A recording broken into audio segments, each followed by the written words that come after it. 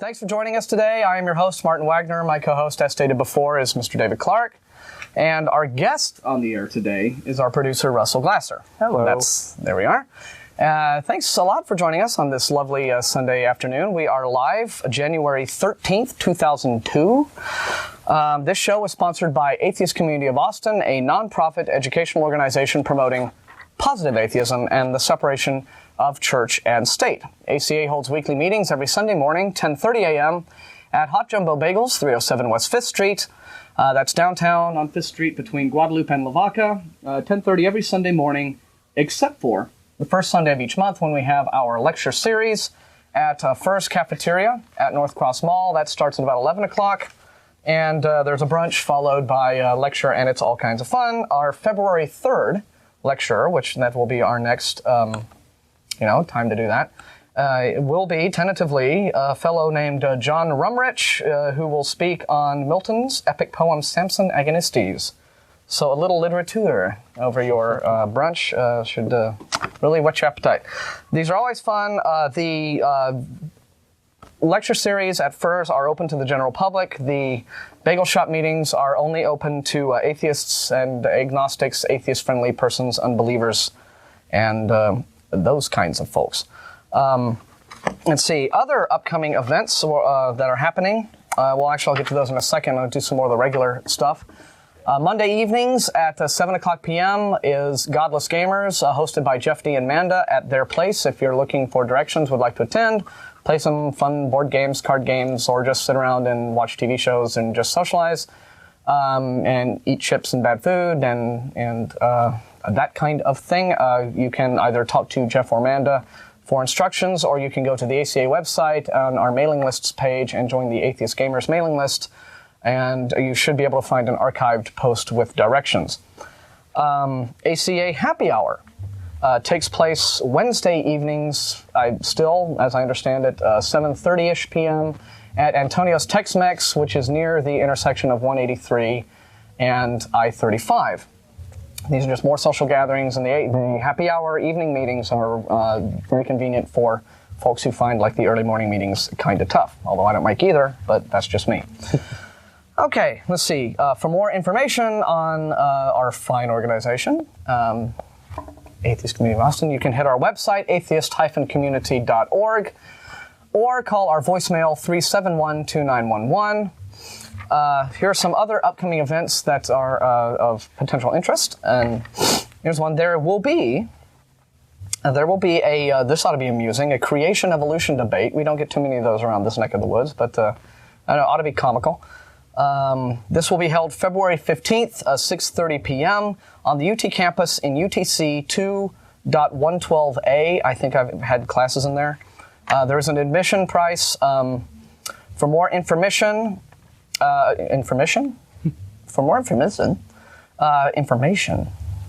you'll need to get in touch with Doug Keller, who is the philosophy senior who appears to be part of the group sponsoring this. Can I give his email? How about his phone number? Well, email probably better. No. Here you can get on the internet at www.utexas.edu. /students/HAAS. www.utexas.edu/students/HAAS. HAAS. And that they'll probably have some information posted about the debate. All kinds of fun. I mean, the churches usually pack the audiences with Christians, and those things. So it'll be good to have some pro-science folks there as well. Okay, so much for that. Let's see, what other information do we have? Before we go to the news, and we'll talk about this in a little more detail after the news, but yesterday morning, downtown at the Capitol steps, the ACA sponsored what turned out to be, I think, a very successful and exciting rally commemorating the 200th anniversary of Thomas Jefferson's letter to the Danbury Baptists in 1802. This was our church-state separation rally. It was a celebration, not a protest, and it turned out very, very well, although there were quite a few interesting speakers and a couple of interesting little side incidents, but we'll talk about the rally in detail after we've done the news. And so for the time being, let's go ahead and go to Mr. David Clark, our fine co-host for today's news. What's going on in the world, David? Well, there's lots of stuff. We can go through this. Let's start with Pat Robertson, which is always good to start the news with. Yeah, Pat Robertson. He's always up to some. Only a month after he resigned from the Christian Coalition and promised to devote his time to religious ministry, he returned to hardball politics. On his CBN network show, he touted a House bill that would revise provisions of the federal tax law and allow houses of worship to endorse political candidates without losing their tax-exempt status. See, it's all special rights. It's all special rights. They had Representative Walter Jones, representative from North Carolina, has 110 co-sponsors, all of them Republicans. Appearing as a guest on the show, Jones urged the program's estimated 1 million viewers to contact their House members and pressure Representative Bill Thomas, chair of the Ways and Means Committee, to schedule a hearing on the bill in March. It was, of course, the bill was drafted by the American Center for Law and Justice, which is the legal arm of Robertson's which has that empire. You know, that idiot Jay Sekulow, who's always, trying to, pretzel twist American law in order to, give churches these special dispensations. Of course, this really is no surprise to anybody that knows anything about Robertson. He was going to leave the Christian Coalition to get more time into religious ministry, and he kept right on into politics. Barry Lynn, director of Americans United for Separation of Church and State, said, "This leopard will never change his spots. Robertson is as interested in winning votes for the Republicans as he is in winning souls. He just wants to do it and be tax exempt while he does it." And it's just not surprised at all. Yeah, well, I think he's more interested in winning, in his political power than winning souls. I think that, all the rhetoric that he spends, when he gets right down to it, this is a man who is in a long historical line of clergy who are just really, really, really lusting after power. He has all his career, and he's no different from, all of the myriad popes, 600 years ago who were... The bishop and the Three Musketeers. He was a great villain. Doing that sort of thing. So, right. We've all got Robertson's number. We know what he's all about. So that this will be vigorously challenged if it even gets. Actually, they still haven't scheduled a hearing on the bill, though it does have a number of co-sponsors. But it's definitely going to get a lot of criticism. And challenge. So, which as it should. As it should. Yeah. Well, hopefully, atheists who are activists about that sort of thing will contact our congressman and say, please, see sense. This House resolution. That's right. The next thing is something about Jerry Falwell. So, they're the twins. This is We have to have Robertson and Falwell. This is our weekly Falwell smackdown. According to a report in Newsweek, the Democratic Party officials are on a campaign to smear fundamentalist Christians who back the Bush administration by linking them to the Taliban. Falwell's saying this. Falwell is saying that Newsweek is saying this. It's saying that Newsweek account says that the top party strategists in the Democratic Party are planning a daring assault on the most critical turf in politics, the cultural mainstream. So apparently the Democrats are going to compare the Christian right to the Taliban. Now, this is Falwell. This is the group with whom we, conservative Christians, are going to be compared. I'd laugh if it were not so frightening. Sometimes there are comparisons that are definitely a reach to make. However, I have a few quotes. Oh, you do? I have a few quotes from Reverend Falwell. The first one's saying, if you're not a born-again Christian, you're a failure as a human being, which is very interesting. He also says, I hope I live to see the day when, as in the early days of our country, we won't have any public schools. The churches will have taken them over and Christians will be running them. What a happy day that will be. He says... that's from one of his books, That's from one of his books, America Can Be Saved, yes. These are credited quotes, in the Moral Majority Report for September 1984, Falwell said, if we are going to save America and evangelize the world, we cannot accommodate secular philosophies that are diametrically opposed to Christian truth. So, yeah, who does that sound like? And AIDS is not just God's punishment for homosexuals, it is God's punishment for the society that tolerates homosexuals. Gee, who does that remind you of? Let's go on from there to some quotes by Pat Robertson. All right. I didn't want to just pick one from the religious right. I thought maybe we should do the twins again. Yeah. Christian government, Robertson style. Dumber. Yeah. The Constitution of the United States, for instance, is a marvelous document for self-government by the Christian people. But the minute you turn the document into the hands of non-Christian people and atheistic people, they can use it to destroy the very foundation of our society, and that's what's been happening. Okay. What if that Constitution got in the hands of deists? Can you imagine what would happen? Okay, now that drivel came from the 700 Club. That came from the 700 Club program, December 30th, 1981. Robertson also said that individual Christians are the only ones, really, and Jewish people, those who trust God of Abraham, Isaac, and Jacob, are the only ones that are qualified to have the reign, because hopefully they will be governed by God and submit to Him. He's talking about political power. That's on the 700 Club television program, January 11th, 1985, defending his stance that only Christians and Jews are fit to hold public office. Now, do you have the quote from Falwell where he was speaking at some gathering, and I regret that I forget what this was. I spoke about this. I read this one on the show back in early 2000. I think it was just shortly after. What has happened to We're the monitor? A little dark. A little dark. We can still talk. Okay, we can still talk. What's happening to Hopefully our? You can hear us through this pitch blackness. Very strange. Okay. Well, keep listening. Keep listening. Yeah. All right. Okay. You said anyway. Quote. Okay. There we go. We're coming back. There you and go. I spoke. Yeah, something, yeah, all right, whatever's going on, okay. Quit having fun in there in the control room. We're on TV. This was a bit early. A quote from Falwell to the extent that he was just speaking to this group, I guess, of his fundraising guys or supporters or people of a like mind, and he made some crack that, well, I can understand why some of you out there hate Jews, because a Jew can make more money by accident than most of you can I remember. Most of you can on purpose. Yeah. Well, he's also got here that he compares non-Christians to termites that destroy things, and says when it comes to our government, the termites are in charge now, and that is not the way it ought to be, and the time has arrived for godly fumigation.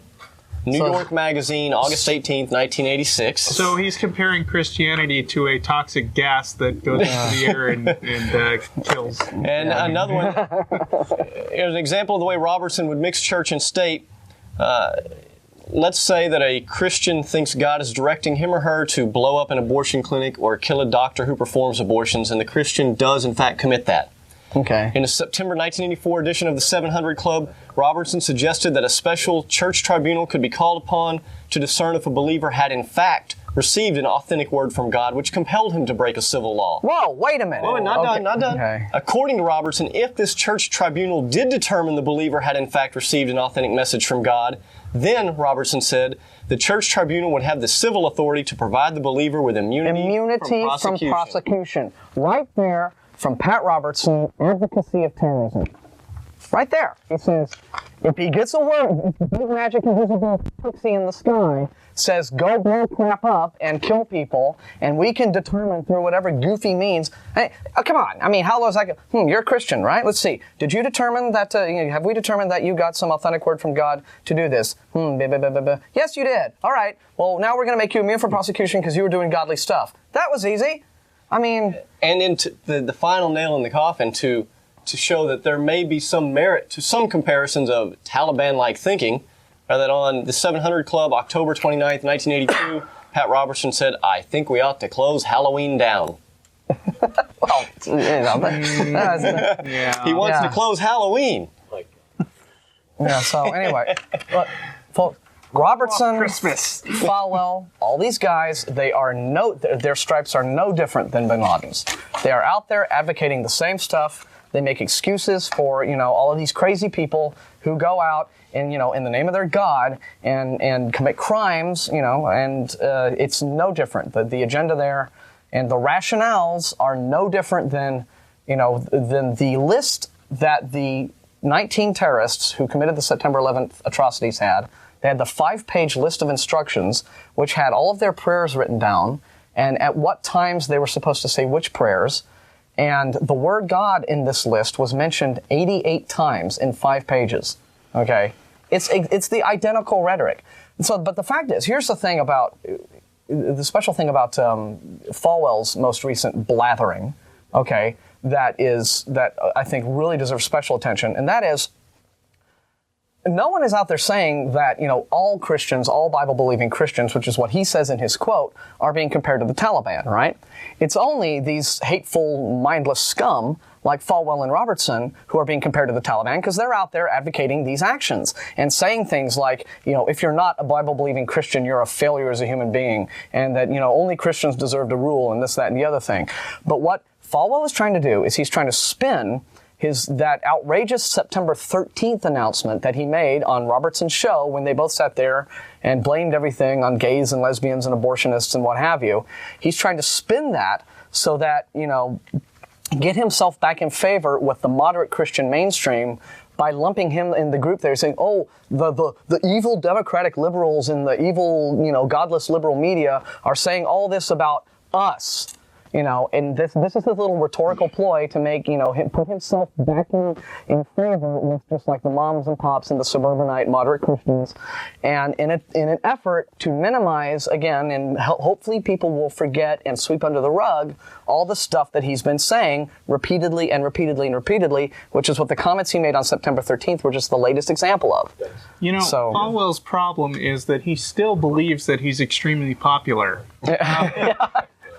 And Mad Magazine named him Idiot of the Year, I think was the exact term they used. Yeah. And he thinks that this is a small group of liberals who are out to get him. And he doesn't realize that the vast majority of Americans, even, good Bible-fearing Christians, many of them, thought that what he said was incredibly crass and stupid. Yeah.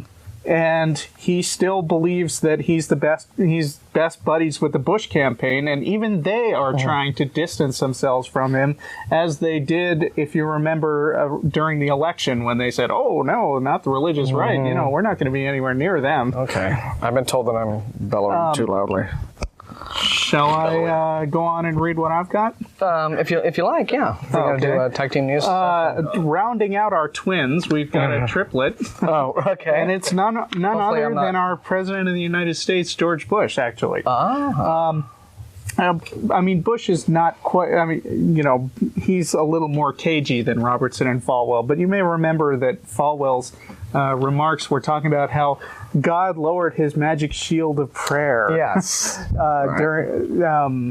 And that's how the attacks happened, because we have all the homosexuals and everything. Yes, well, we're not fundamentalists enough to please God, so God lowered his magical prayer shield. And, right. Then she thought it was just a few crazies like Falwell and Robertson, right? To teach us a lesson, which... well, let me read you something that George Bush said in a speech last weekend. Okay. While the president doesn't shy from his faith or devotion, he has rarely made public trips to church services since taking office, or until recently publicly reflected upon how prayer life has sustained him. During the presidential campaign, critics accused him of exploiting religion when he responded that Jesus Christ was his favorite political philosopher or thinker. Over the weekend, however, little attention was paid when Bush told a California audience that he has been buoyed by the power of prayer, or when he declared that Americans should pray for a spiritual shield to protect the United States. In case he doesn't get his missile shield, he wants the prayer shield. Right, it's like Star Wars. Okay. I don't know.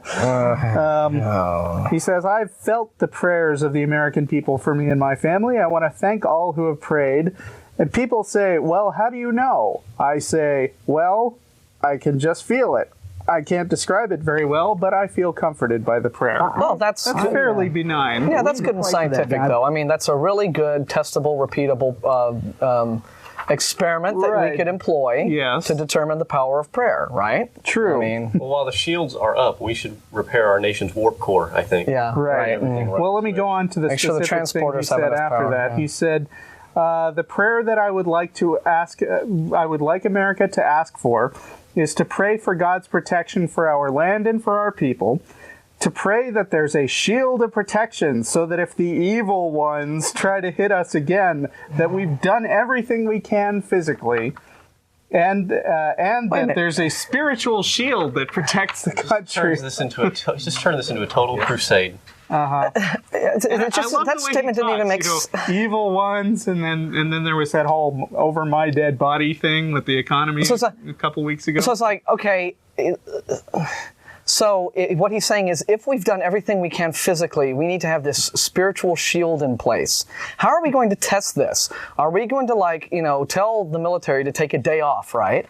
And then have everybody in America pray one day, and then just have a B-52 for the hell of it, drop a big bomb on Miami, and if the bomb, bounces off and lands in the ocean somewhere... No, Martin, you don't need scientific testing if you have faith. You know that. You don't need brains either, evidently. What else did he say there? I can't describe it. That's about it. It's metaphorical.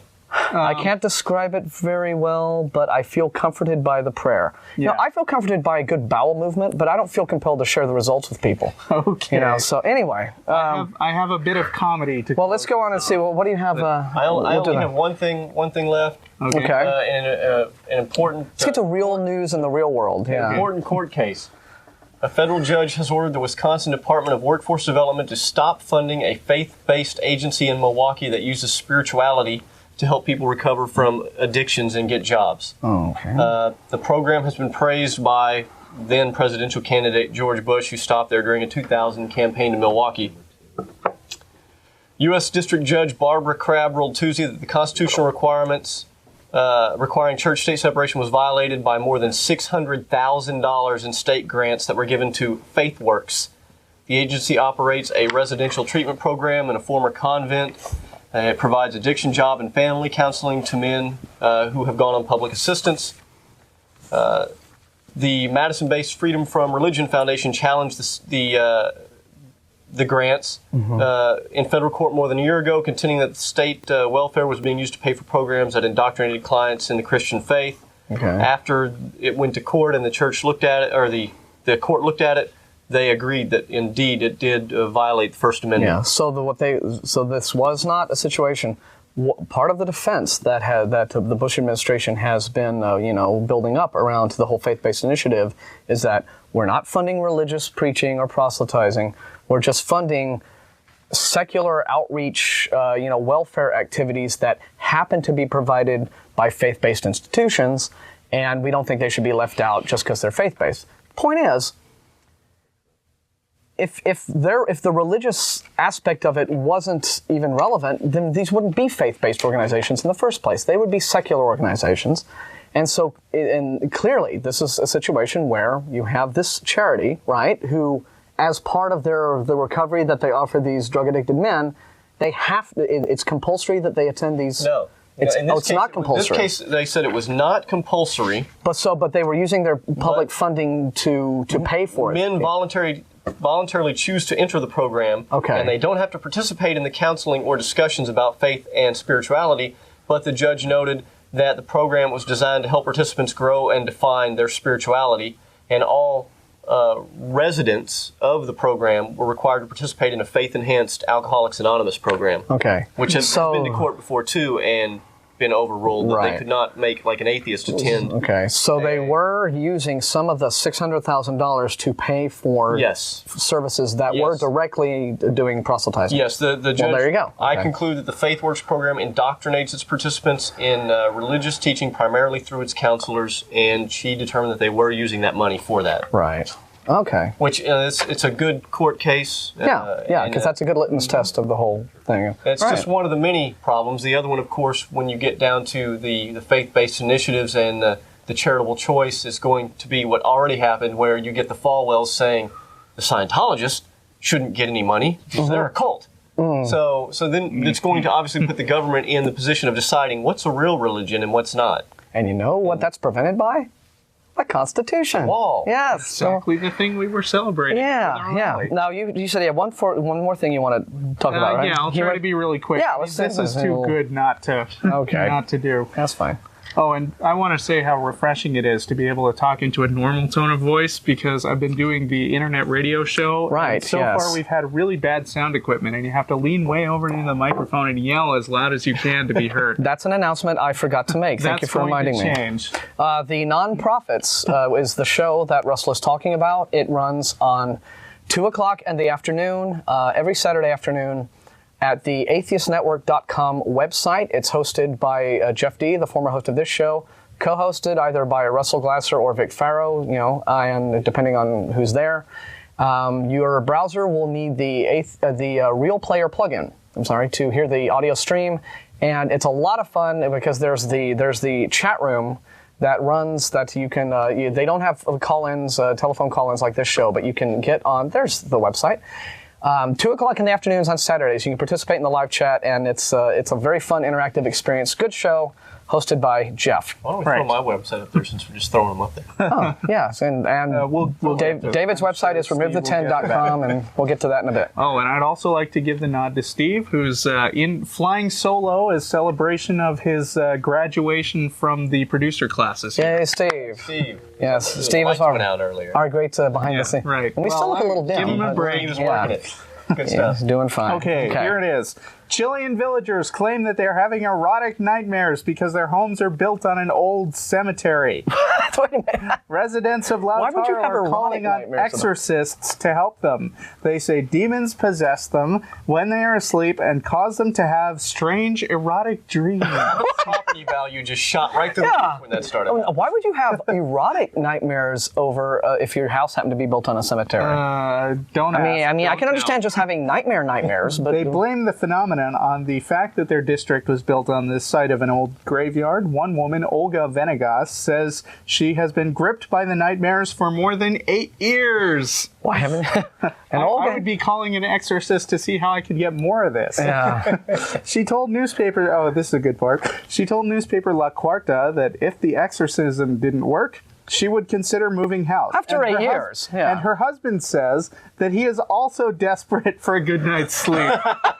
There's a great double meaning in there. Yeah. I think the mystery has been solved. Okay. Wow, that is hysterically funny. Oh boy, just to let you know. All right, I have another piece of thing that I will read later on this show because it's not really important right now, but did we lose our caller? It's neat. If Nancy hung up, please call back. We will get to you. Sometime we have a lot to cover, but we do like to line the callers up so that they can get ready. We can be ready to take their calls when we're time to do that. The number to call us is 477-2288. Okay, now what I promised we'd talk about in detail was the Wall of Separation rally, celebrating the 200th anniversary of the Thomas Jefferson's letter to the Danbury Baptists in 1802, in which he coined the term Wall of Separation. Actually, in the first draft of his letter, it was Eternal Wall of Separation between church and state. It was a really, really terrific rally. You estimated yesterday on the radio show that there were probably about 80 in attendance. Yeah, that's what I'm guessing. That's pretty healthy. I would have thought about between 60 and 80, maybe in that range. Mm-hmm. I counted did a brief head count when it first started up, but I know more people trickled in as the speeches went on. We had a whole slew of speeches. This is one of the signs, new signs that was devised, that was designed for the rally, and of course it'll now be a permanent, a collection to our signage in our library. This is a great sign, and we want to thank Mark Sadeghi, who put together this sign for ACA. Thanks very much for some excellent work on behalf of that. And of course, the question being, what would Jefferson do? Well, what Jefferson would do would be to draw a line in the sand, or a wall, as we have now put it, or as Jefferson put it in his very own letter, between government and religion. And simply put, your religious beliefs, or lack thereof, are none of the government's business. And that is a very, very important point that many people misunderstand, which is that the separation of church and state is lately, especially from the likes of Falwell and Robertson and these self-serving, power-hungry swine, for whom religion is a path to power. And that's what they're all about. They characterize this separation of church and state as being some sort of horrible, godless liberal plot to, take your right to believe away. And nothing could be further from the truth. The wall of separation is in place to protect and defend your right to believe or not believe. I believe Jeff D sums this up very well in our clip. As your tireless TV producer, I was there filming the whole thing. Yeah. We've got some pretty good clips. We do have some video from it, but it was a great rally, and we do want to go ahead and show you some of those clips if Steve can go ahead and cue those up. Here are some video, and I have no idea how long it'll take him to get going. So we have some video from yesterday's rally, Saturday morning at the Capitol steps. And anytime you're ready, Steve. Here it comes. I believe. The wall of separation between church and state is not a wall between you and me. If a Muslim and an atheist want to exchange philosophical views over a cup of coffee, the wall is not in their way. When a Christian and a Hindu want to give each other a hug, the wall will not prevent it. If a Jew wants to see what Wicca is all about, the wall does not block their view. Everyone is free to change their religious views at any time. The wall is not a prison to hold them back. Though surrounded on all sides by the wall's protection, it is invisible and intangible to us. When we meet and talk and listen and learn, we can meet and talk and listen and learn from each other without the slightest impediment. It's almost as if it doesn't exist at all. But the moment anyone reaches toward the reins of government with the intent to force their religious views upon another, the wall of separation springs into being. All right. Great. And that is exactly the point of the wall of separation between church and state. The government cannot interfere. Now, we had quite a number of speakers at that rally. Jeff was the first one, and I spoke. David, Mr. Sharp-Dressed Man, he gave a really terrific talk about his experiences trying to... the Ten Commandments monument, which is on the Capitol grounds on the other side of the building, you're attempting to get that taken down. As a constitutional violation, and this will all be appearing one of these days. We'll announce the time when it happens. Yeah. Putting the whole tape together, it'll be about an hour long. Okay. Excellent. And we also had some really neat speakers who were not from our group. We had some theistic speakers. We had a representative from Americans United for Church and State, their offices in Houston, who was a Baptist minister, and he gave a very, very eloquent speech. We had a Unitarian Universalist guy whose speech I thought was a little strange, but maybe that's just me. I liked it. I thought it was good. He used some kind of, it was the one of the day that sounded the closest like a sermon, which surprised me. I would have expected that from the Baptist guy. But, he used some rhetoric that I was kind of dubious about. He kept referring to freedom as America's religion. And I don't really agree with that. I don't think freedom's not a religion. Freedom is an ethical principle. But it's just me. But he was a really nice man. And I guess he was the guy. You went about a week or so ago to talk to the UU. No. I talked to a completely different. Church. Okay, That's right. all I right. talked to a different one. And then finally, we also had a Quaker. Well, I assume you probably didn't even know that there's still Quakers around, but there are, and they wear cool hats and great black coats. And I really enjoyed his speech. I liked those. Was great. He was very witty. He referred to the whole. I liked his reference to the Palestinian conflict, which is Texas. in Palestine, Texas, right? Referring to that whole little prayer debacle that Governor Perry was involved in. And speaking of that, we also had a woman who is the mother of a child in that school in Palestine, Texas, where the students were forced to recite a compulsory prayer, which I think, according to the lady, the text of the prayer was projected on a screen or something, or it was like they had to like everybody had it. They looked at it and saw it as it was being read, type thing. Yeah. So they had to participate. And this, of course, this mother is outraged because these religious beliefs that were being expressed in this prayer are not her own. I don't think she's not an atheist lady, is she? No, she's not. I'm not sure what her particular belief is, but it's not atheist. Yeah, but she's not an atheist, and evidently she's not a Rick Perry-style Protestant either, who thinks that, we all worship the same God. Anyway, we have a caller on the line. Please hold. We'll get to you in a sec. Now, the rally was, I think, very, very... again, successful, and the more of these we have, I think the more attention that they'll get. And we got some media coverage, Channel 8, KXAN. I think ran an interview with Jeff, or one of... Either Jeff or David. Did. Who talked to you? KXAN talked to me. KXAN talked to you, and I think KI talked to Jeff D. Okay.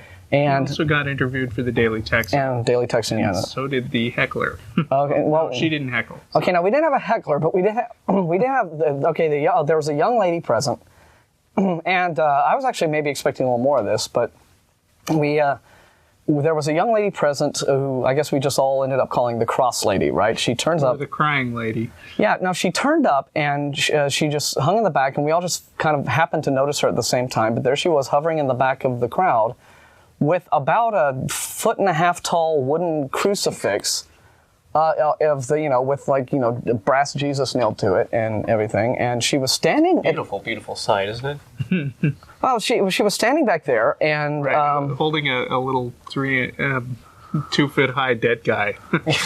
Yeah, but no, she was clutching it protectively to her. She was like this. Perhaps it's her prayer shield. But, I don't know if that'll protect you from a missile or a hijacked airplane. But the point is, she was there, and that's fine. Okay, there's nothing wrong with that. She had every right in the world to be there and standing up for her views, and that's what it was all about. And in fact, in a second clip that we have on video, Don Lawrence, who was the final speaker, who was one of our members who came to us from San Antonio, spoke a little bit about. Again, this is illustrating the importance of the wall of separation. How, if we lived in this harsh, rigid, theocratic government that some Christians seem to want, the situation would be different. So, if we have that clip queued up, Steve, let's go to it, because this is very interesting. David, we'll get to you now. Part of what I was going to say, but I think it's extremely important that we recognize something that's happening today. I'd like each of you to just take a second and ask yourself, how am I feeling right now? And I want you to look to the right and see the Texas law enforcement officer that is assuring that the young lady with the crucifix is not in any way prevented from displaying her religious beliefs. This is what we are here today about. The gentleman in the uniform is the gentleman that is maintaining the wall of separation of church and state. The government assures that every one of us has a right to carry a crucifix on the streets, or to carry a sign that says tax all church property, or to come to a rally like this and speak our mind with regard to religion. If that wall of separation were not there, either the young lady with the crucifix or we would be subject to the kinds of atrocities that our Quaker minister so eloquently described. And of course, the Quaker minister who had just gone on before Don was talking about the persecution that the Quakers, were subjected to, which caused them to come to the States in the first place. Some of the early Baptists were deeply frowned upon by the Puritans and in many cases persecuted. So that's another point that that needs to be made, which is that separation of church and state is designed not simply to protect non-believers from believers, or to separate believers from non-believers, or to make sure that the government isn't always just sticking their finger in the pie when it comes to belief, but it's also kind of there to protect different little sects of believers in different things from one another. Because, as the situation that we see goes on in Northern Ireland with the Catholic and Protestant neighborhoods that have to have a 9-foot steel wall separating them, because if they didn't have that wall there, they'd be throwing Molotov cocktails and probably little, just guns and rockets at each other, simply because each group doesn't like the way the other believes in God. It's a horrible situation.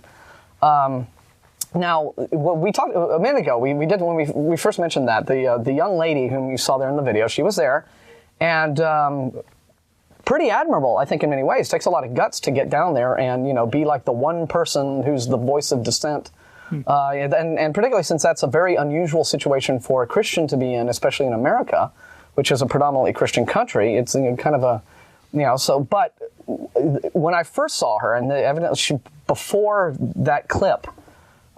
She had been there for about 2 or 3 speakers prior, and there was one point when she was standing over there weeping, And I get conflicting reports about what that was all about. I've heard one tale that somebody got in her face, either with, maybe said something rude to her, or, and if that's happening, I mean, if the reason she was weeping was because somebody was rude to her, called her name or something like that, wrong, shame on that person, whoever that was. That's not why we were there, and she wasn't doing anything to deserve that. But then I heard later, your wife told me. My wife went over there to comfort her. Yeah. She was weeping, and she what's wrong? Basically said, we're not against you here. We're glad that you're here, that type of thing. And she basically told my wife to just take a flying leap, pretty much. Oh. So there you go. I'm going to go back over here and hold my son. Yeah. So.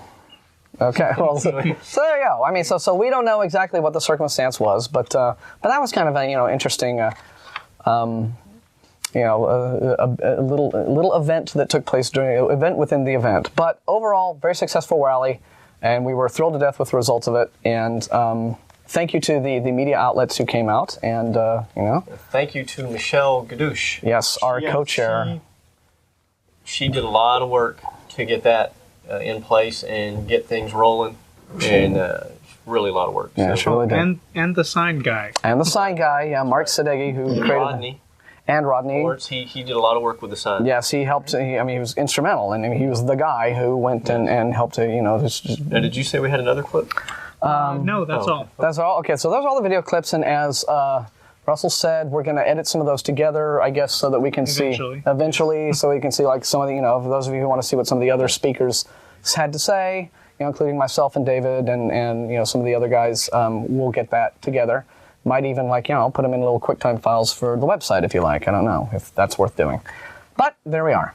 We still have David on line one. Yes, we do. So he has been waiting, holding for quite a while, and we've been yakking for 40 minutes, and so now it's time to start taking calls. Starting with David on line one. First call. Hi, are you there? Yes, I'm still here. Thanks for waiting. Sorry to keep you waiting so long. No problem. I'm enjoying the show. Thank you. Just one slight, I guess in the beginning of the show, I'm a little disappointed in y'all for bringing up the old specter of Robertson and Falwell and all their early 80s quotes. Most of America, most people understand that they're jokes. I mean, your average Christian, I would assume, separates themselves from the televangelist crowd. But Martin did point that out. We do acknowledge that, yes. Yeah. Martin pointed that out specifically. He said that we're not saying that the average or the normal Christian American is part of that group, but that people like Robertson and Falwell, who do have those leanings or make those type of statements, are trying to sweep everybody in with them. Yeah.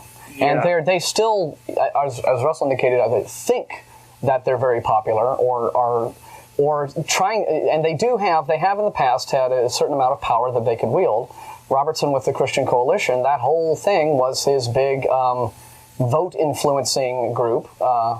So the fact is that they're out there, and again, we can't just ignore these guys and hope they go away. They still need to be called on the carpet when they say really contemptible things like, all you evil, godless liberals are the reason we have terrorist attacks. The reason we have terrorist attacks is because there are nutcases on the other side of the world with their kooky beliefs coming over here and crashing planes into us. So, and using this as an excuse to just badmouth a particular group like gays or lesbians or the ACLU that you don't like, and saying they're the reason, is contemptible and should be condemned. Whether hundreds of millions of people take Pat Robertson seriously or Falwell seriously, or whether only their immediate families do, the point is these are really, really contemptible statements and should be publicly attacked. That I agree with you. It sort of reminds me, it would be like holding up, I think he's dead now, I grew up in Georgia, Lester Wallace, Lester Maddox, that is, or George Wallace,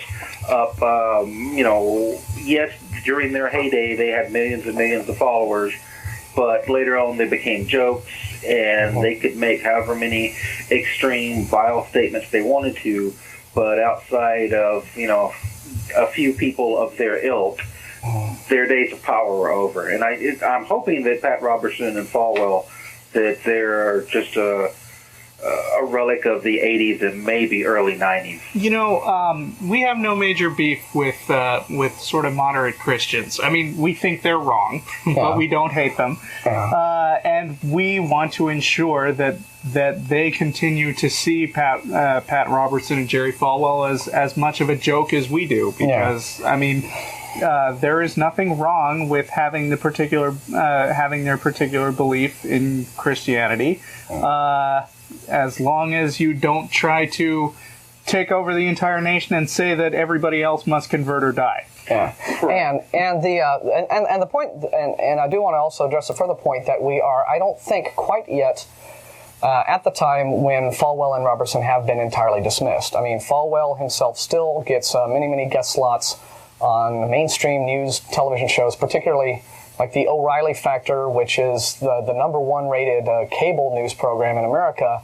And O'Reilly has had Falwell on very recently in his alleged no spin zone, allowing him to freely spin his arguments or his comments of September 13th and say, "Oh, I didn't really mean that. What I really meant was this."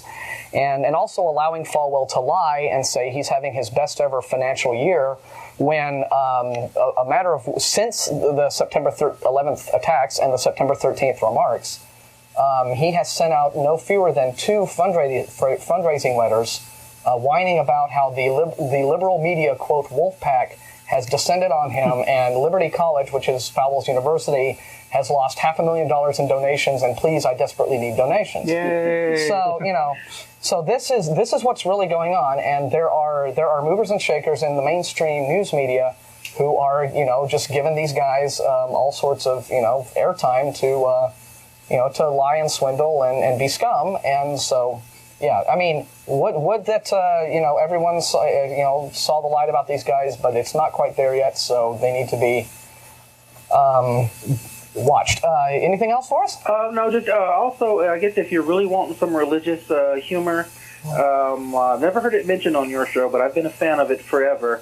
It also had its heyday in the 80s. Are y'all familiar with Subgenius? Church of the Subgenius. Church of Subgenius? Yeah. Bob Dobbs. Bob Dobbs, yeah. Yeah, J.R. Bob Dobbs. It's still out there. It's still good for a laugh if you need to really see religion held up for ridicule. There's a great religion humor magazine called The Door, too. Yeah, The Door also is very good. very funny. And The Onion is okay, but it has sometimes a little too much bias. But all right, well, I enjoyed y'all's show, and thanks for taking my call. All right, thanks very much. Goodbye. Okay, our number to call us live here is 477-2288. I'm going to do my thing that I got in out of some of you who get the Statesman may have seen Friday's paper, and this was a really interesting page 1 bit here at the very bottom corner. Page 1 little thing. You don't have to zoom in tight to that, but it was an article about here's a recent discovery of stones in Africa that may hold the earliest stirrings of thought by humans. Apparently they have uncovered some stones in this cave that are 77,000 years old, which appear to have purposeful scrapings on them. This one here looks like it has just like lines and X's and some sort of grid pattern scratched into it, and this is now thought to be, this pushes back by many thousands of years the date at which anthropologists originally thought that the earliest humans began to be able to think abstractly. So that they could communicate ideas through images or scratchings or what have you. So every time this changes with new findings, the origins of human thought get pushed back earlier, not closer to 6,000 years. Yeah, let's right. say. So.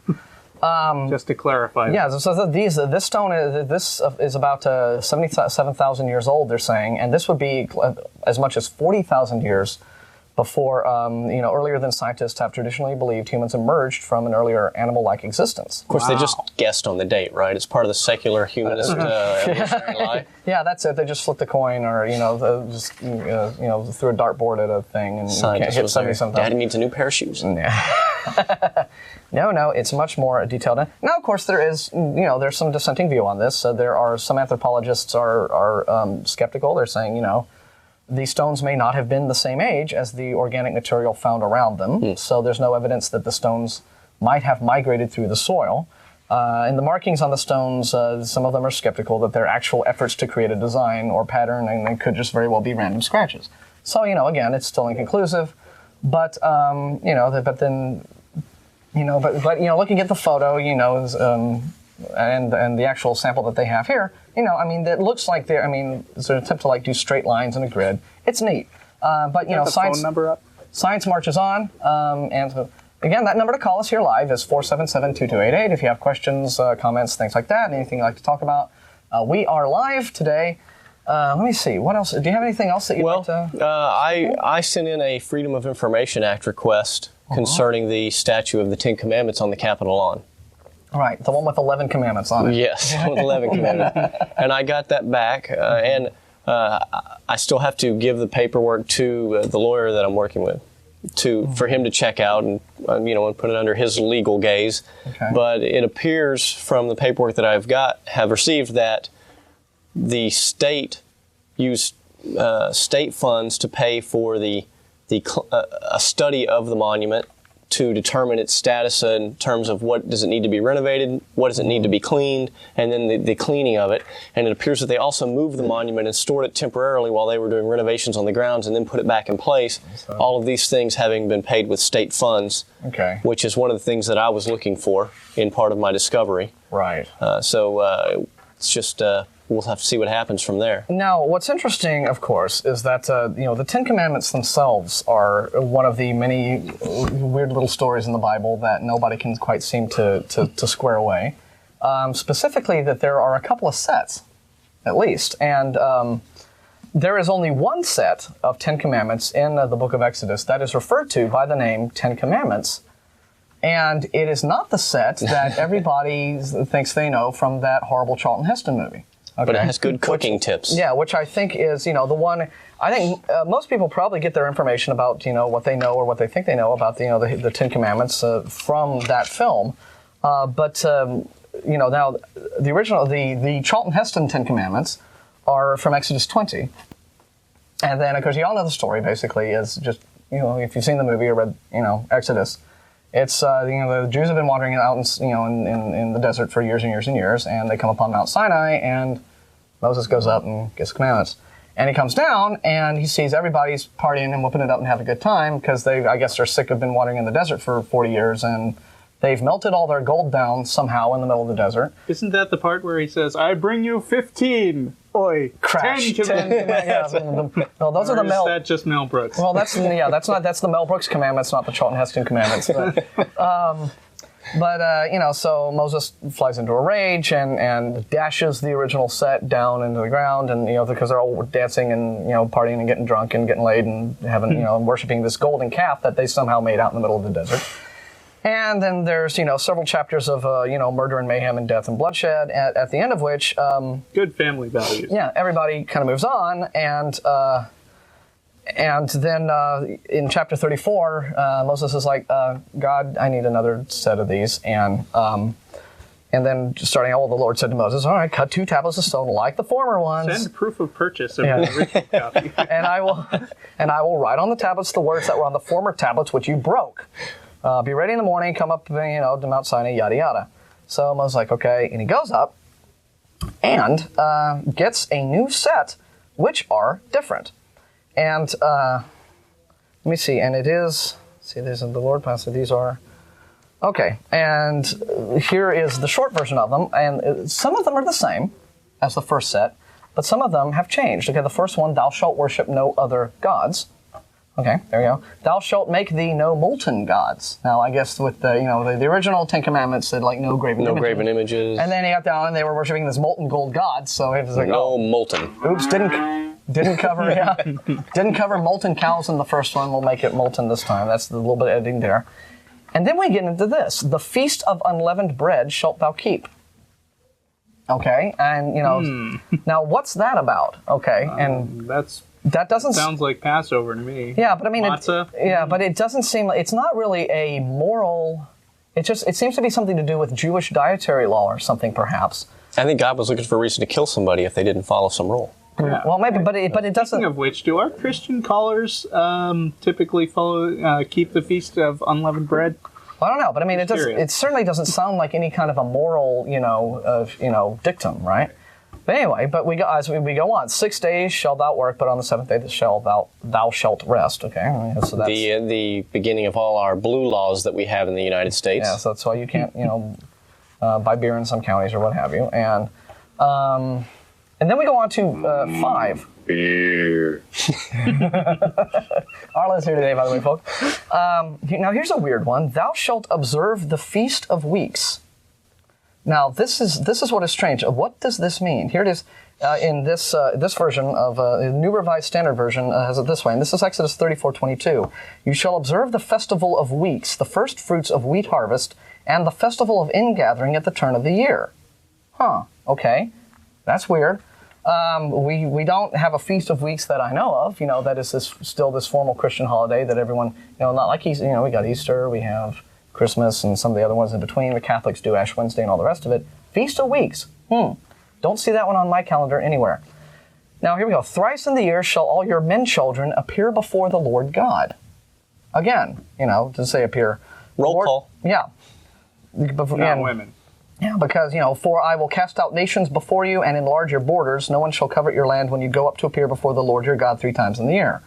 So this seems to be like, okay, come to me 3 times a year and then I'll do things to make you stronger. But again, that doesn't seem like any sort of a moral law. It's just all about, these are things that you have to do to worship me to my satisfaction. Now, here we go again. Thou shalt not offer the blood of my sacrifice with leaven. Okay, again, here's not liking leavened bread for some reason.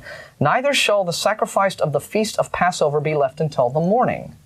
Don't leave food out overnight. Yeah. All right.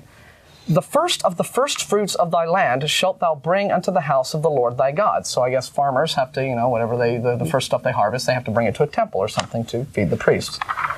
And finally, here's a weird one. You shall not boil a kid in its mother's milk. Now, a kid, I assume meaning a baby goat kid. Right. But Wait, that's all 10 of them? I missed something. Where's the thou shalt not kill part? Yeah, interesting, what happens isn't if it? thou shalt not steal? Thou shalt not steal. So the exhortations against theft and murder and adultery are not in what is actually called the 10 Commandments in the Bible. We're not in the second set of 10 Commandments that God gave to replace the first set that Moses busted up. That's kind of odd. Don't get it. So anyway, he comes down, and there he goes, and apparently the skin of his face is shining, and there we are, and so it goes on from there. But now that's the second set of 10 Commandments, the one which is referred to as 10 Commandments. Very, very strange. So, you have to understand, why is there this sort of, within churches, because I did not know this in all the years that, I was a Bible-believing Christian going to, Baptist church as a, adolescent boy and hearing all the Sunday school stories. I was never told that there was this second set. Okay? They give you the Exodus 20 set. No, they don't really talk about Exodus 34. At least they never got us to that stage that I can recall. You studied to be a minister. Did they ever address these 2 Ten Commandments and the disparity between them? And not really. It's like a lot of Christians, especially fundamentalist Christians, which I was a fundamentalist Christian, and people like Dan Barker, of course, who was a minister for 19 years and then became an atheist. He says the same thing. And it's just amazing that you can go through the whole Bible and read the whole Bible and just miss all kinds of things that you don't even see. You don't see all the killing and the sacrifice, and you don't sit there and go, well, that's just horrible. You don't see it that way, and so you don't see it. And then it's just like, when you do see it, it's just amazing. How could I ever have missed that? And it's the same way with these. You see all these things. You say, well, wait a second, that's not the actual 10 Commandments. Is it just a willful ignorance? Or? I think it is. They kind of gloss over the unpleasant stuff. Yeah. I mean, my dad has that. Because my wife calls it California Christianity. Where God loves you. Basically, this guy really loves this Jewish woman, and so he wants to marry her. And so the Jews say, "Sure, come on and marry her, but by the way, you have to get circumcised along with the rest of your tribe before you can do it." And then so they all get circumcised, and they're all lying there in pain with their units a little chopped up. And while they're lying there in pain, They get ambushed, right? the people of Israel come into their tents and kill them. Sneaky. Did you ever preach a sermon on that? No, I didn't. I didn't. I sure didn't, actually. Yeah, so, again... So, I think we're being told to mention the book Who Wrote the Bible by Friedman. Friedman, yeah. Was it Josh Friedman? I believe so. I have the book. Richard. Jay. No, that's Jay's on line 1. J. Elliott Friedman. J. Elliott Friedman? J. Elliott Okay. Friedman. And we have Jay on line 1. That's right. I'm not sure. Okay, well, anyway, there's a book by Friedman, J. something, initial. You know, he was a professor at the college I went to. Friedman was? Yes, he was. Richard Friedman. I thought it was Richard Friedman. Richard Friedman. Okay, yeah.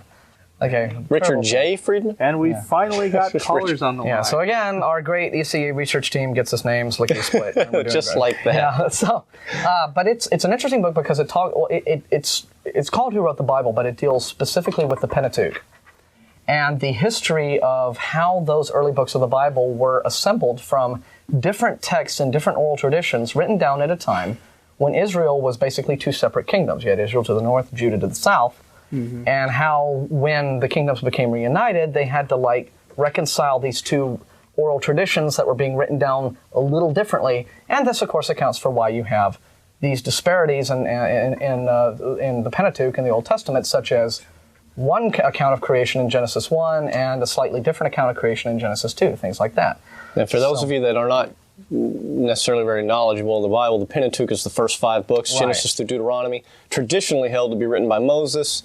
Most biblical scholars think that is not the case. Well, because he described his own death. Yeah. And he described himself as being the most humble person in the world. Which would be an odd thing for the most humble man in the world. Yeah. So for anybody to write about the circumstances of his own death would be really strange, or maybe he's just a friend of John Edwards.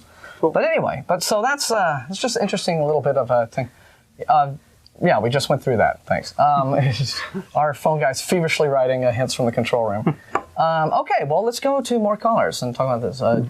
Jay on line 1. Hi, Jay. How are you doing? All right. How you doing? Just fine. Quick question. I met this guy who's an atheist, and he couldn't answer this question for me, and I wanted to see if you guys can answer it.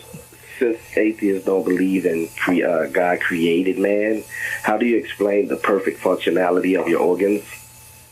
Well, there's Steve, can you put up the Talk Origins? Yeah, if there is a complete scientific field called biology, which accounts for how the human body works. It's very thorough. No, but how it was created? How did it come about? Well, again, there is biology accounts for life. Right. And you can it can take at minimum a semester of study in college to understand. There is an excellent introduction at this website. How would that information on your website explain that? Well, there are. If you want to talk about the earliest origins of life on this planet, that's still a matter of debate in the scientific community. How? Right. Well, of course, I disagree with your contention that we have perfect functioning of our organs. Otherwise, I wouldn't have a blind spot in my eye. Yeah. I wouldn't have different vestigial organs. Well, no. I mean, when you're born, you do have perfect functionality of your organs. Well, or else you wouldn't survive. You wouldn't survive on this planet if you didn't have perfect functionality of your organs. Yeah, from a baby. As you get older, sunlight and UV rays and not eating properly and stuff like that will cause your organs not to work properly. But from a baby, you do have perfect functionality of your organs, or you wouldn't survive. Well, what? Well, not You're necessarily. shaking your head. Why do you not believe that? I guess we don't have perfect functioning again of our organs because I assume that you're trying to make some sort of intelligent design comment, which in my view would be, if that were the case. Don't ask the question. Well, if that were the case, why is it then that certain people at a certain point in time do develop problems like I developed with nearsightedness and stigmatism in my eyes? Why would you have situations where it's a life cycle? But again, why would that life cycle ever have any flaws? If it were put together by some magical means. Not magical means, but of the elements. If you constantly, just like a person who constantly looks at direct sunlight a lot, he's going to have eye trouble later on in life because of the UV rays. But that has nothing to do with. You do agree that at that point his organs are not perfect. Excuse me? You do agree that at that point his eyes are not perfect. No, the So functionality. you only say that they're perfect, like at No, the the moment of birth functionality. or I didn't say they something were like that. perfect, but the functionality of them. You did say we're perfect. is That's the perfect. first thing you said. And another thing, Because if you three guys, all three of you another- guys can see, right? hang on, hold it. Now, Jay, Kate, this has to be a dialogue, right? Back and forth. Another thing, there's quite a lot of poor functionality at birth. I mean, for one thing, a lot of organs are still forming at the time of birth. A baby's brain is not as well formed and advanced But as it is functional. as the baby. It's perfectly functional. Functional is a long way It's from perfectly perfect. functional. Well, it's functional only in terms as it keeps the the heart and the lungs and all the Everything organs working. But again, look, Perfect. biology accounts for life. If you want to know how the human body works, just pick up a freshman biology text. It's all accounted I for. read a lot of biology, but You do? Then you should be able to explain this. Yeah, My you should question- already know the answer Yeah. to this. I know the answer, but I'm trying to get it from you guys. You guys obviously Well, can't if give you it to know me. the answer, then why are you saying that this is an unanswerable question? Because I believe that the perfect functionality of your organs comes from a being created. Okay, Everything well, you that's are living. free to believe that, but since you've read so much, Yeah, I you understand also that. know that the scientific literature indicates But that there are perfectly easily explainable ways Again, you're that directing something me to can some develop by natural frequently asked causes. questions, but you guys obviously can't answer the question. Okay, well, here's the thing. We're not scientists, okay? I mean, that's not what we do for a living. I'm not a biologist. You seem, Hey, hang on. It's our turn. Okay, I'm not a biologist. David and Russell, we don't do that for a living. We're Right, trying I to point understand you to, you're asking a biological question. You're asking a question about science and biology. Okay, well, we're trying to point let you to me- the sources where you can get the information okay, you I'll want. go read that. But I'll tell you what you are asking is Okay. you're asking a question on a TV show that's an hour and a half that people spend their lives studying, and you want us to, in a soundbite, No. to answer that. It and I would be think pretty easy. I disagree with the entire tone of your question, because you know that can't be answered in a soundbite. And that's why you like posing it instead of going through laborious study. And secondly, I submit that your answer, which is the God of the gaps, provides no knowledge whatsoever. And I who is don't your understand it. God did it. Well, there you go. You've got no knowledge So of what's your knowledge of it? it. My knowledge of it You is point me that... to a frequently asked question. What's site. that? You point me to a site with frequently asked questions on it. Yes, because Yeah. that's where you go when you get... There is a long That's where introduction information is. into the Forget the science biology. of Forget the biology. evolutionary Wait a minute, biology. wait, no, we're not going to forget biology, because that's like saying, okay, let's talk about Explain life Russell, without using biology. He wants to ask a whole other question. Well, no, forget let's my not forget. biology Well, no, we're questions, not but you going to guys said forget that you're not biology, because that's like You guys asking are about biology. Hey, it's our turn. We're not going to forget biology, okay? Because that's like saying, oh, let's talk about automobiles, but let's forget all about automotive engineering and the and internal combustion engines and stuff. metaphor. Let's talk about automobiles in terms of That's a good cars being powered by big wound-up rubber bands. But all right, You guys just said that you're not biologists, right? we're not That's right. biologists. I'm not That's gonna- why when we I'm not gonna answered ask you, you. we pointed you to the websites where okay, the information great, is available. Great. There you go. Since you're not a biologist, good. But you seem like you're a theologist by trying to. Theologist isn't a word. But Well, you theology, whatever you want to Theologian. say. Theologian, Ding, ding, ding. theology, theologism, whatever you want to say. But it seems like you have a lot of knowledge on what the Bible says or what someone wrote about the Bible as to be Sure. fact. Well, this is a show about atheism. This is not a show about science. This is a show about atheism, But a lot of where what we pose a lot of your criticism. answers are based on science. I watch. Well, sure they are. That is true. Well, that is Right. true, So but what I asked you But first, based at first from a was a layman's science question. perspective. That's right. We don't We have all answered the it. we do not have all the science gave you answers. one time. And one of the main thing about science, as opposed to theology, like I've studied a lot of theology from the time I was a little kid, even trained to be a minister, different things like that. But when it comes to science, handfuls, tons of people have spent multiple man-hours studying minute details and laborious questions and spending their entire lives laboring over these things, and I cannot answer them in a soundbite on a TV Exactly. show in a way that will make you happy Right, I understand or that. other people, okay? I understand that. I do the same thing when I have a question like the question that you asked me. When a question pops up in my head, I go check on the internet, I go to the library, I start checking and reading, and that's what I do. But there's the very nature of a science question. Not all, like if you could ask some science questions that you're talking about the law of gravity, all and can be we could proven throw over and something over out. again. But some science questions are just, there's a lot of detail But involved. all science is repeatable. You know that, right? Yeah. Yep. But the thing, again, I'm not trying And they have demonstrated evolution in the lab. So. I wasn't trying to snap at you earlier, only that we don't want to. We want to have a dialogue here. We don't want a lot of crosstalk going on. Okay, so you ask a question, we'll answer it. That's all. The point I was trying to illustrate. But the fact is, what you originally asked us was, if not for a God, then how can you explain the creation of life? Right. And how can you explain and what it? I was Hey. Am I just gonna have to cut you off to avoid this crosstalk thing? This is a dialogue. All right. My point is, my answer to your question was, we're not biologists, we're not scientists. If you want to know the answer to that question, it's not our jobs and our profession to explain that question. Let us point you to the references where you can get that information. Right, but you pass yourself off as theologians. No, we don't pass ourselves off as theologians. We pass ourselves off as atheists. A lot of what's being said on your show, a lot of people who watch your show, if they don't have any type of belief, they're going to believe what you're saying. Well, we're just here to provide information. I would say that I'm sorry for them. I'm sorry for those people that believe just what I'm saying, because I'm not their authority. And if they are too lazy to go search for themselves, then let them believe what I'm saying. I don't care. It's not up to me to have them believe or not. Okay, that's great. But I'm going to ask one more thing, and then I'll leave you guys alone. Okay. Why is it? I mean, I've tuned in a couple of times just to see what you guys talk about.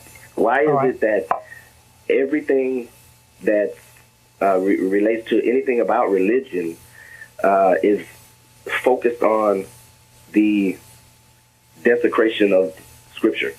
Desecration of Scripture? Can you expand on that? Yeah, can because, you give an example? Yeah, I can't really give examples. I heard you say something earlier about, I just tuned in, you said something that was quirky that kind of sparked me and I wanted to call. I don't remember everything you said, but you were talking about Genesis or something, I don't know, but you said something some guy wrote. Now, do you take that as fact, what that guy wrote, or who let me rephrase that. You don't think the Bible is real, but you think a book that a guy wrote about the Bible is real? Well, now hang on. Okay, I'll go ahead. I will clarify that point. All right, the book that we're talking about is a book called "Who Wrote the Bible" by Richard Friedman, who is a scholar who did research to come up with the information that he came up with in his book. From what I can, I don't know why credits are going all over the screen. Insofar as the author is credible and has a good reputation, and his research seems to be sound, I think that what is in his book is probably worthwhile information. Wow. I have no reason to think otherwise. I have no reason to think he fudged his research or faked it. Wow. If a situation comes out like what we recently had in the news, where there was a historian named Stephen Ambrose who it was determined has actually plagiarized several other books for many of his books, then that would be a thing that tends to cast doubt upon people like authors and historians and guys like that. Friedman is a reputable author. There are a lot of books that I have read. In fact, there's a book published by American Atheist Publishing Company, written by some fellow whose name I forget, called Jesus and Moses Were Invented. And by an atheist publishing company. Okay. Yeah, but I've read the book, and I'm not impressed with that guy's research. I don't think he's good on his facts. He does not mention various very well-known areas of Old Testament study, such as the documentary hypothesis. So I guess what I get here is, so it depends upon the value of how you take a writer seriously is basically, I mean, a person's reputation precedes them. If it's a writer who has a good reputation, they deserve to be taken seriously. If it's a writer who doesn't, deserve to be taken as absolute truth. Absolute gospel truth. Yeah. So basically, the men spoken of in the Bible who wrote those scriptures and things like that, you don't look at them as credible because you haven't met them or you don't know them, or why don't you think that they're credible? They all write opposing accounts of the same event. Well, they're different people. If you realize they never met each other. Completely different cities, for instance. Yeah, they never met each other. That's ironic, isn't it? Yeah, but I mean, one guy claims that something took place in Chicago, and another guy writes that it took place in New York. That's a little difficult to believe. Okay, what's the irony? Listen at the irony. See, I don't know you guys from Adam, but say you wrote a book about bikes, and I wrote a book about bikes, but in those books, so so much of the stuff in those books about bikes is so similar. You would think that we were best friends.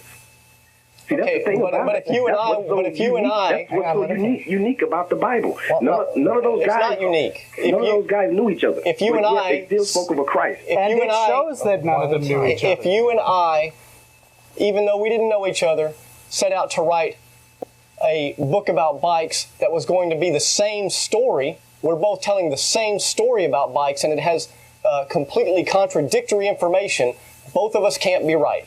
No, it's not completely contradictory. When most of what's in those books in the Bible, they coincide with each person what they wrote. I mean, some of the things are not going to be totally exact, but the gist of it is they're speaking of a Christ and the return of a Christ and a God. They're all talking about one God, and they're all talking about a Messiah. Well, sure. I mean, that was the prevailing belief at the time. You can't explain that. Well, what I can explain, okay, is the fact that first off, I don't think your analogy is terribly sound because, I know bikes exist. Okay? I mean, that's not really this mysterious theological question, do bicycles really exist?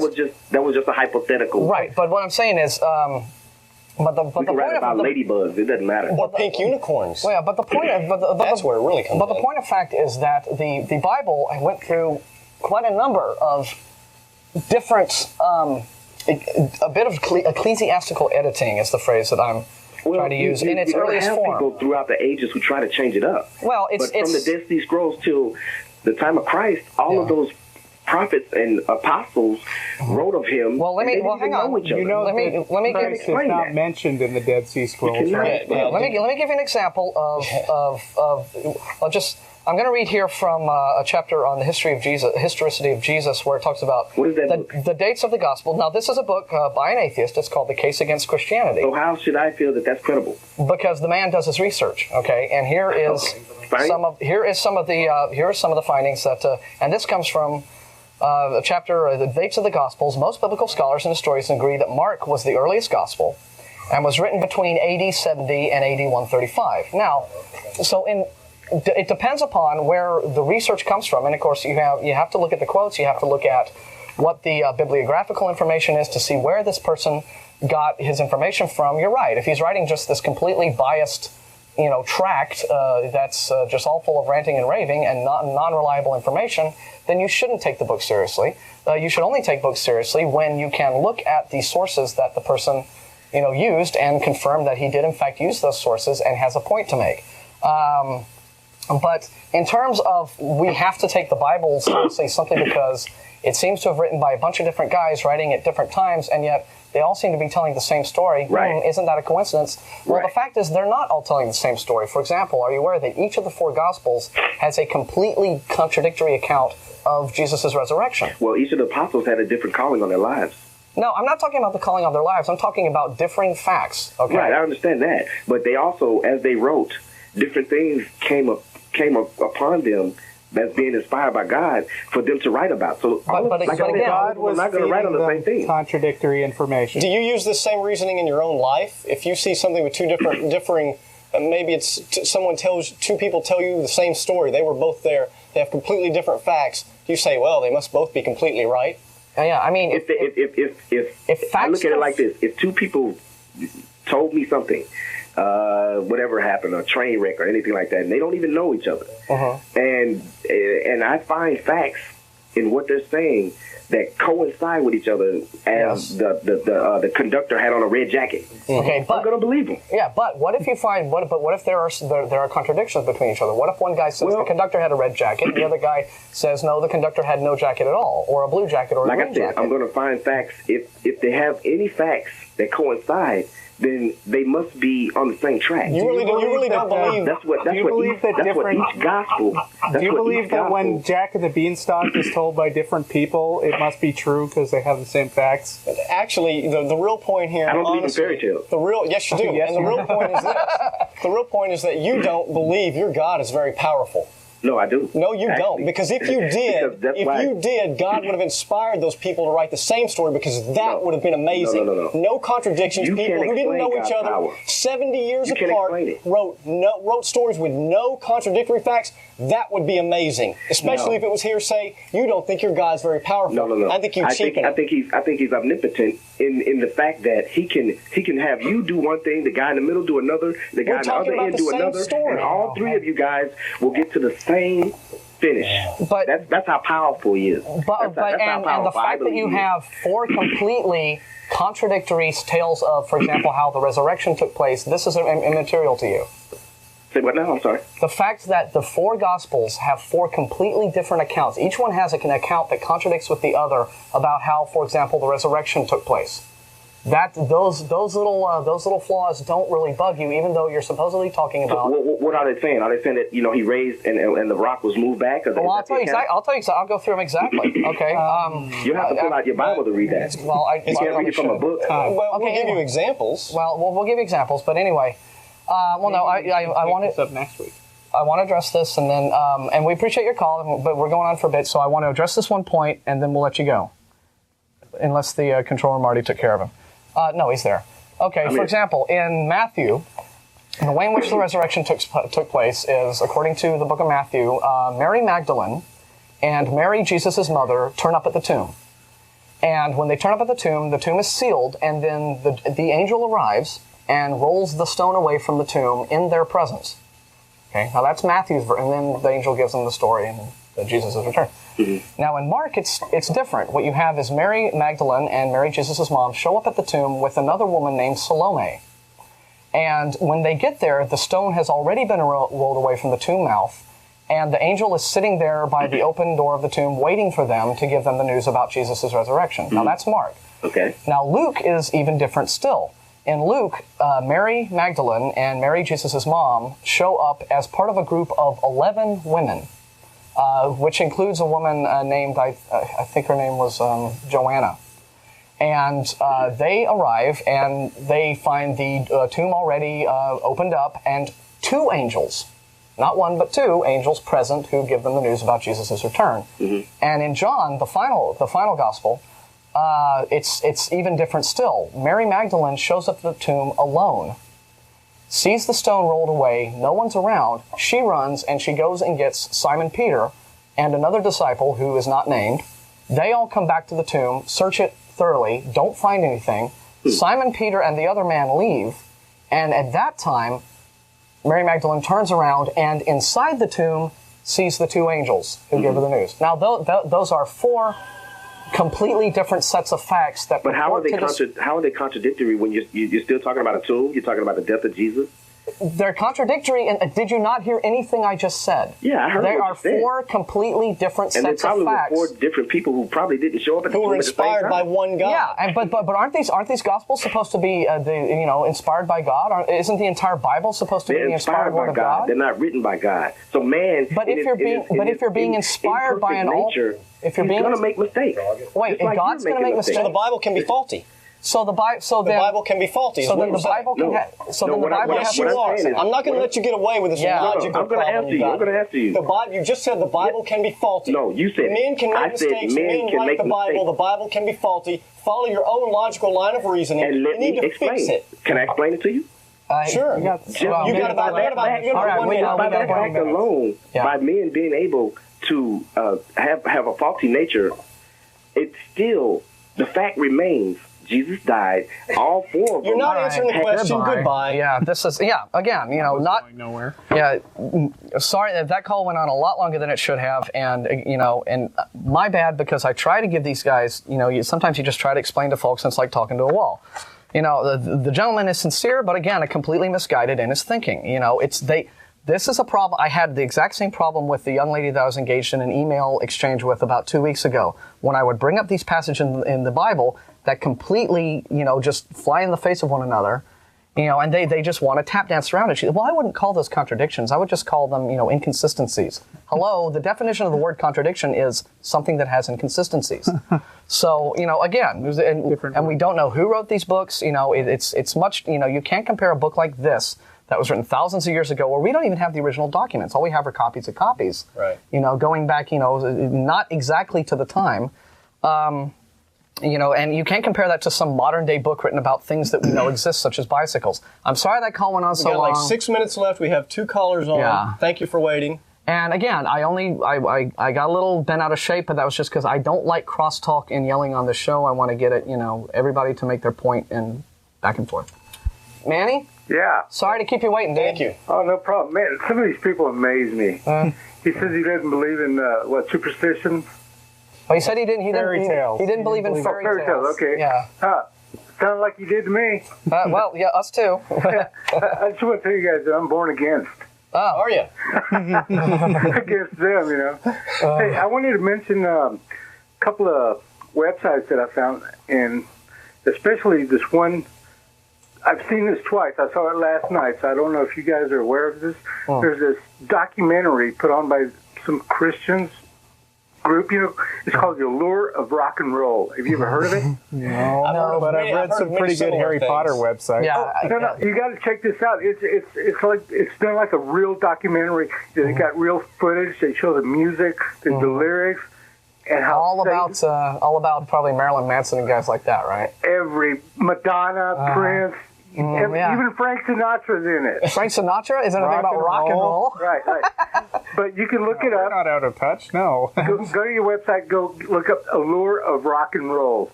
Okay. .com. Or maybe just Google or something. Put it in our search engine. Rock and roll. I'll check that out. That's fun. We'll do that. And I also wanted to tell you about this one okay, real quick. Out of Washington, the Family Research Council. You ever heard of them? Yeah.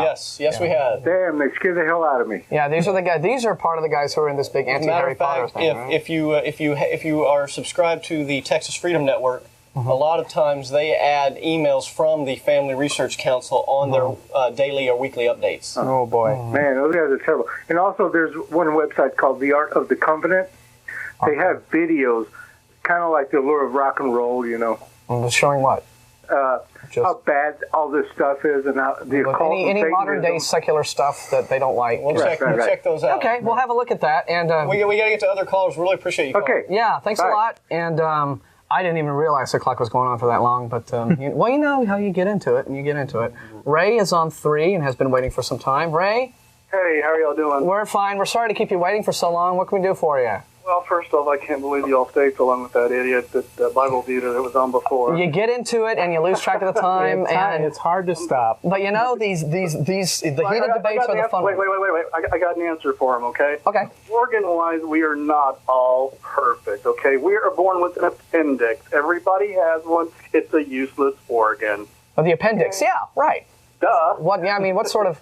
And the whole in Richard Dawkins in Climbing Mount Improbable, answers the creationist, argument about the eye as being this example of great intelligent design, when the eye, in fact, is pretty much set up as this, it's put in backwards essentially, and chock full of jelly and goo, and clearly doesn't show any intelligent handiwork. Yeah, and creationists can't use the sidestep that's the only way it could be, because there are better working eyes in the animal kingdom elsewhere. Yeah, Gentlemen, some people are born blind. Other people have other problems. Yeah. I mean, we are not all born organally Spina perfect. bifida? That is the most stupid thing I've ever heard in my life. Second off, he needs to open his eyes to what has been going on, for God's sakes. He's probably a Republican, I'm sure, my God. He thinks that all this, this Osama bin Laden stuff that's going on is, war and everything. Don't they know that George Bush, his family has a company with the bin Laden, the corporation? Bin Laden sounds like an urban legend to me. Bin Laden is a member of the CIA. Come on, people, do your homework. Yeah. The Earth has been around for 15 billion years. You can't tell me that civilizations have not come and gone on this planet. Well, they have to give you a religion, something to believe in, so you won't all kill yourselves. That's very true. Well, anyway, come on. It's all about keeping the masses in line. We got to let you go, but we appreciate your call, and no problem. Give us a call next week. Tell them to open their eyes just open your eyes. My God, you're imperfect eyes, even. Yeah. You're imperfect eyes. Thank you very much. Thanks, man. Thanks a lot. Okay, and we're going to just take this final caller for a second. 1 minute. T's got like 15 seconds. Hi, you there? 15 seconds. Hi, how are you? Yes, sorry to keep you so long. Sorry, No, call it's back okay. next week. Let's talk. Okay. Okay. Now, I hear that you talk about, you use the Bible as your reference, and I understand that you have doubts and skepticism is a virtue. Now, I do see that you are educated people. My question is, instead of judging other people, maybe you need to look within yourselves and just in the sense of calling people idiots, and that wasn't you personally, but the other caller, and you agreed with what they said. I think you need to look within yourselves, and I pray that God rebukes you. Thank you. Well, Amen. anyway. Thank you for that rebuke. It's We so send out lovely. our love rings to Yeah. you. Anyway, Helen love that. Yeah. we call people idiots when they're being idiots, and that long caller was being an idiot. Christians, we don't hate you. We just think you're wrong. Thanks a lot for watching. Tune in next week. More fun, more calls. Bye.